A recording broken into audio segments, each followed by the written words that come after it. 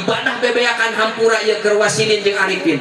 Tarang tepikeun ka hideung Pak, tasbih beak puluhan Pak, sarung tepikeun ka barolong Pak, ngaprak ka ditu ka dieu Pak, tapi hampura lamun ka pangeranna salah, lieu diibaratkeun boga duit sakoper mah, tapi palsu kabeh, manfaat henteu? Manfaat. Lamun tiris duruk. Teu manfaat Pak eta duit sanajan sakarung. Sanajan salamar tapi 10.000 manfaat henteu? Manfaat.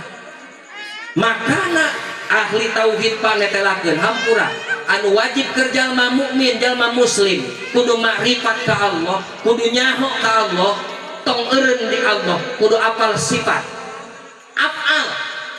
So gitu Pak. Taya keur wasilin. Ieu serius Pak lamun keur wasilin. Naon sababna? Ruhaniyahna anu keur dieusian.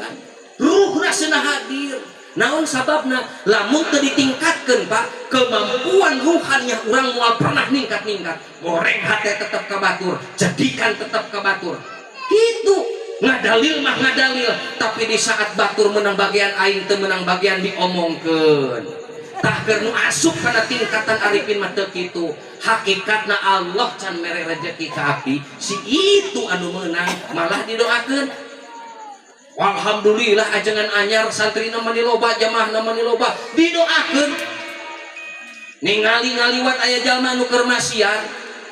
Keur maksiat teu goreng hate. Tara dicarekan, tara loba geuruhan, kalakah didoakeun ya Allah eta jalma syariatna mah maksiat tepikeun babarakataan eta seseurian dina poster ganarapleh. Kumaha doana jalma anu arifin Pak? Hampura Gusti eta teh umatna Kanjeng Nabi Muhammad, Gusti eta teh makhlukna Gusti keneh, tepikeun ka barungah kitu Gusti kabungahna eta jalma-jalma anu keur ngaradiung sing tepi kabungahna tepikeun ka poe kiamat. Kitu ahli marifat mah.